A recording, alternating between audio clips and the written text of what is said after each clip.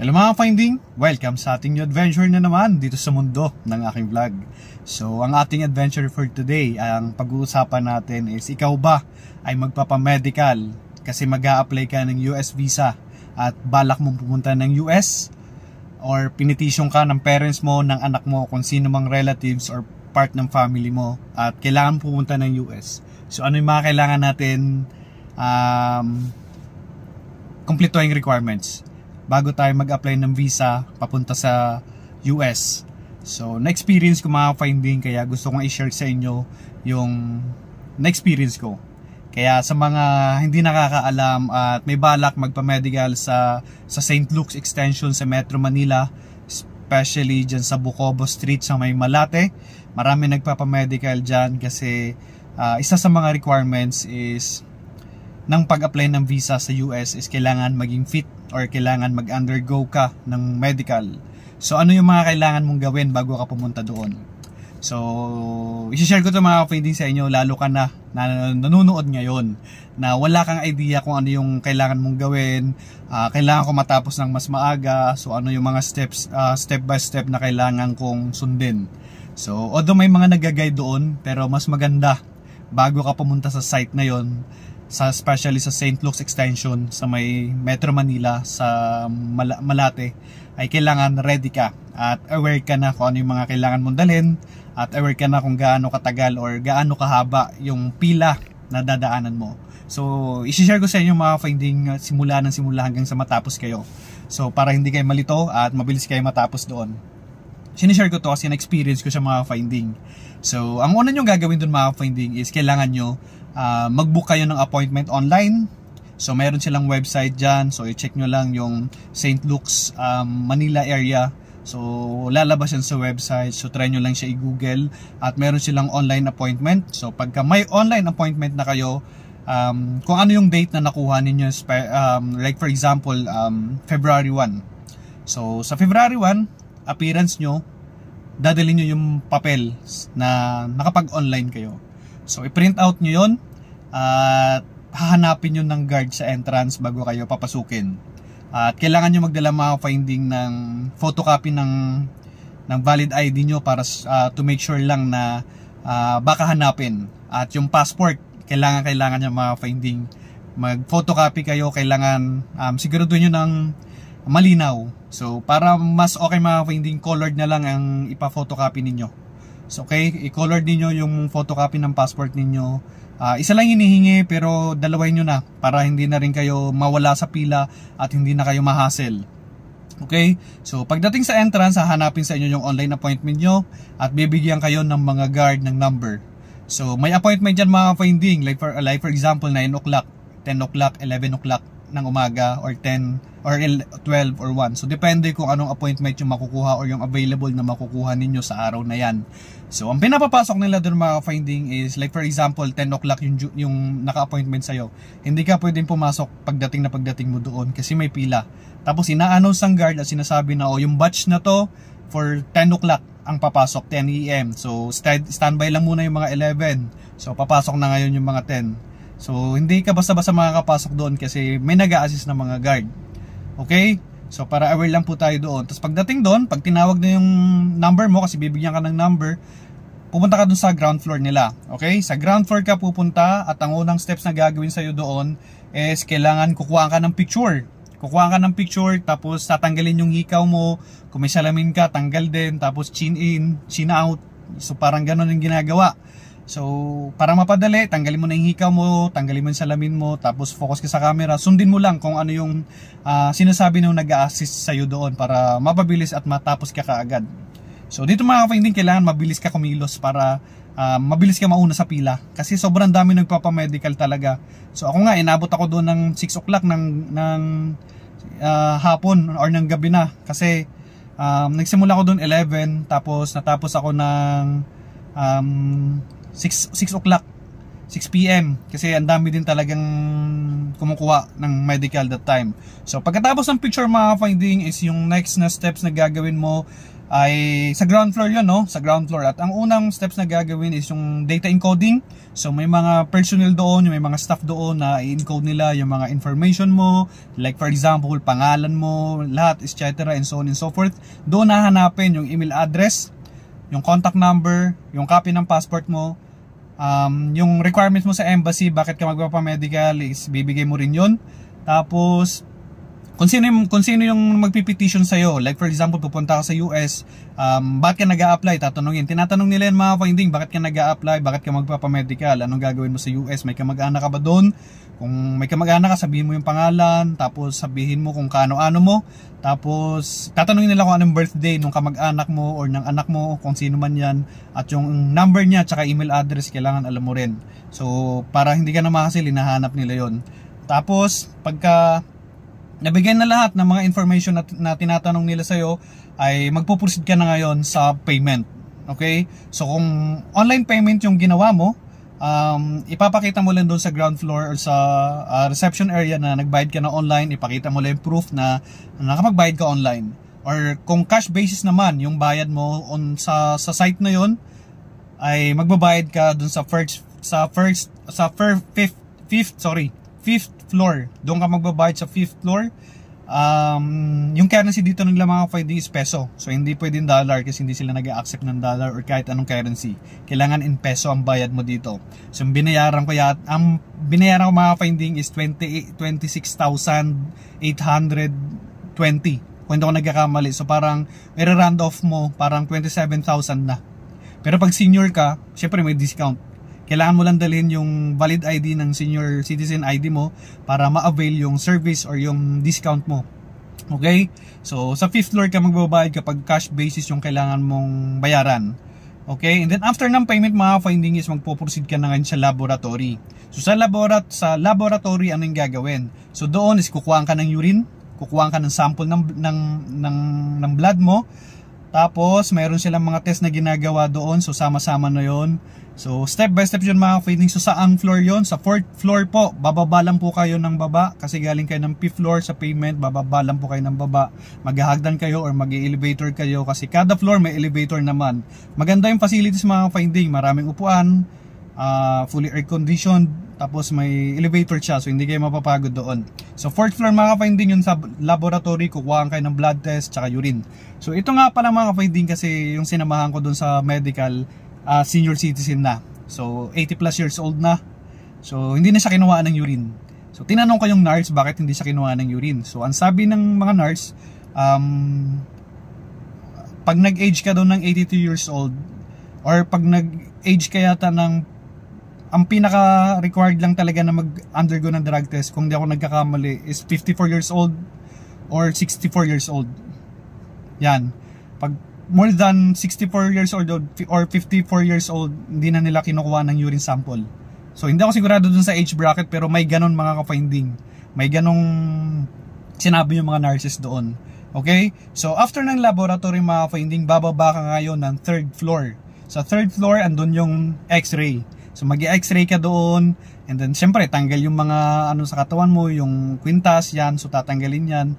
So yun, may x-ray doon, mag-i-x-ray ka, and then after ng x-ray mga finding, ay pupunta ka sa triage counter. So sa triage counter, andun yung medical examination, andun yung pag-check ng vital signs, yung height, yung weight, tapos yung eyesight, check din nila sa'yo. Sa 5th floor naman to mga finding. So doon naman nila check yun. So experience ko doon mga finding, medyo matagal yung pag-antay namin sa triage kasi ang haba ng pila. Tapos doon sa physical exam, inabot kami ng 30 kada isang pasyente, kung di ako nagkakamali, parang inabot kami ng ng 20 to 30 minutes bago mag-proceed sa next na pasyente yung papasok. So doon ako talaga natagalan, halos 1 hour ako doon sa triage, which is sa 5th floor sa medical examination. So doon i-check yung BP mo, kung kumusta yung BP mo. Pag mataas yung BP mo, papaantayin ka muna nila ng 15 to 20 minutes para bumaba, tapos kukuhaan ka ulit nila. So i-record nila kung ano yung BP mo nung una, tapos i-record nila kung ano yung pangalawang BP mo yan. So yung pangalawa i-record din nila yung una, tsaka yung pangalawa i-record nila kung ano yung BP mo, tsaka yung heartbeat i-record nila yon. So yan. So after dyan mga finding, pwede ka na mag-immunization. So tuturukan ka ng mga bakuna doon. Pero dito mga finding, ang nangyari sa amin, nagkaroon ng findings yung sinamahan ko. Nagkaroon ng problem sa x-ray. May nakitang spot, kaya hindi siya nag-proceed sa immunization. So ang nangyari, ito yung twist. Nangyari, tinawag kami. Ako kasi yung guardian, ako yung sumama dun sa pasyente na nagpa-medical kasi senior nga. So ang sabi ng mga nurses, sir, ikaw na lang yung umattend ng orientation. So may orientation sila doon sa mga bumagsak sa x-ray. So may orientation, so anong gagawin? So merong 3 araw na magkakasunod-sunod na kailangan mong mag-sputum. So pupunta ka doon sa St. Luke's Extension sa Manila kasi doon ka nagpa-medical at magbibigay sila ng papel. So magbibigay sila ng papel at nakalagay doon yung schedule kung kailan ka pupunta. 3 araw magkakasunod yun. Like for example, January 1, 2, 3. So hindi yun dapat papaltos ng 3 araw ng sunod-sunod. Tapos may schedule yun, may araw yun, may oras yun. Like for example, 7 o'clock ka, dapat magkokolik ka ng sample. So paano kukuha ng sample? Ang sample mga finding is kailangan mong pumunta mismo sa clinic. Merong sample doon, merong mga container doon na doon mo ilalagay yung saliva or yung flame mo. At doon mo ilalagay yung sputum mo. So pagkatapos nun, alis ka na, and then the following day, kailangan mo makompleto yung 3 days na yon hanggang sa maklear ka. So, nagbayad na ako ng medical. Siyempre, tanong nyo, nagbayad na ako ng medical. Magbabayad pa ba ako dun sa sputum? Hindi na. Kasama na yun sa binayaran nyo. So, wala na kayong babayaran dun sa sputum na yon. At sagot na yun ng clinic kasi nabayaran nyo na siya nung nagpa-medical kayo. So, ang tanong nyo naman, paano kung bumagsak ako dun sa 3 sputum? Ay di magsi 6 months gamutan ka. So, yung medical mo na yon is back to zero ka. So, masasayang yung medical mo na yon. Kasi, yung pagkakaalam ko, nung tinulong ko sila doon, ang validity lang ng medical mo is yung 3 months lang. Kung kailan ka nagpa-medical, tapos after 3 months, kapag hindi mo nagamit yun, or kapag naggamot ka ng 6 months, wala na. Hindi mo na siya magagamit. Kasi kailangan mo maggamot ng 6 months yung medical mo, hindi ka naman naging fit. So, wala rin, useless din. So, kailangan mo maggamot kapag pag nag-positive ka lahat dun sa sputum result. So, paano naman pag nag-negative? So, pag nag-negative ka dun sa sputum mo ng 3 araw sunod-sunod, magpuproceed ka na ngayon sa immunization. Pwede ka nilang turukan ng bakuna at babalikan na lang kung kailan mong kukunin yung certificate ng medical mo. So, eto mga finding yung twist kasi nagtanong ako, sabi ko, so sabihin natin na pumasa na ako sa sputum na yon at hindi ko kailangan maggamot kasi negative lahat ng result ng sputum ko So meron ng spot sa baga ko, pero based dun sa sputum ko, walang nakitang problem, hindi nag-positive, so negative. So ibig sabihin, mag-go na ako ngayon sa immunization. So sa immunization, so pag na-undergo ko na yon, kapag naturukan na ako ng mga bakuna kung ano man yan, aantayin ko na lang yung result. So yung challenge dito mga finding, yung result is hindi basta-basta kagad makukuha. Maximum na bago mo makuha, maximum date, maximum month or weeks na bago mo makuha yung medical mo is 2 months. So within 2 months, maximum na yon mga finding, saka mo palang makukuha yung result ng medical mo. And then saka ka pa lang makakapag-apply ng visa kapag nakuha mo na yung medical result mo. So doon sa araw na kung kailan mo makukuha yung certificate mo na fit ka sa medical, doon ka muna magbibilang ng tawag dito, bago mag-expire yung medical mo, dapat magamit mo na siya or ma-apply mo na siya bago mag 3 months. Kasi maglalapse yung medical mo after 3 months, so dapat makapag-apply ka na kaagad ng US visa mo bago mag-lapse yung medical mo, kasi ang validity lang ng medical is hanggang 3 months lang kung kailan na-release yung medical mo dun sa St. Luke's. So I hope mga finding clear yung explanation ko. Kung hindi man is pwede nyo akong message sa aking Facebook account, Finding Maro, or mag-comment lang kayo sa video na to. So yun, so I hope mga finding nakatulong yung aking adventure for today. At yun nga pala mga finding, bago kayo matapos sa medical ay magtanong kayo sa mga nurses doon kung ano yung mga next steps na gagawin nyo para alam nyong tapos na kayo sa araw na yan. Okay? So, yun. So, pag wala namang problema sa medical nyo, tuloy-tuloy na yan. Kung hindi kayo nag-positive sa x-ray, hindi kayo nag-problema sa x-ray, tuloy-tuloy na yan hanggang sa makuha nyo na yung result nyo kaagad. Pero yun nga, pagka nagka-problema ka sa medical, kung hindi man sa x-ray, ay kailangan mo pa rin maging maipasa yung medical na yung kung saan ka naging unfit. Okay? Kung sa x-ray nga, yun nga sabi ko, kailangan mo mag-sputum 3 days sunod-sunod yon, at hindi ka makakapili ng schedule na yon kasi sila yung pipili at sila magbibigay sa iyo ng availability ng araw na yon. Kasi especially sa akin, nakiusap ako kung pwede mas maaga kasi senior yung kasama ko, pero ang sabi, sir, may mga nakaschedule na kasi sa mga susunod na araw o sa mga susunod na linggo. So yung schedule niyan, yan na yung pinakamaaga kasi hindi na namin pwedeng iurong kasi gugulo din yung mga schedule ng ibang mga nauna. So kailangan yung tanggapin na yun na ibibigay sa yung schedule is yun, as is yun na yun. So hindi niya kayo pwede makipaghagil na kayo mauna or pwede nyo i-adjust, pero hindi pwedeng kayong mauna kasi mayroon ng mga nauna doon sa schedule na yun. So yun, so kailangan yung ipasa yung sputum nyo ng 3 araw na sunod-sunod bago kayo mabakunahan. Tapos yung certificate or yung result ng medical nyo is makukuha nyo siya after 2 months maximum yun. During that day mga finding, pagpa-medical nyo is pwede nyo naman makuha yung result nyo kasi yung sa sinamahan ko, during that day kinuha ko yung result ng x-ray kasi gusto ko makita bakit siya nagka-problema sa x-ray. So mayroon nga nakitang problem, so based dun sa result, kaya mag-i-sputum siya ng 3 araw sunod-sunod. So after nyan, maipasa niya either positive or negative. So depende kung ano yung magiging result. So yun. So I hope mga finding ay nakatulong yung aking adventure for today para dun sa mga gustong pumunta ng US at kailangan maipasa yung kanilang medical sa St. Luke's Extension sa Metro Manila, especially dito sa Bucobo, sa may Malate.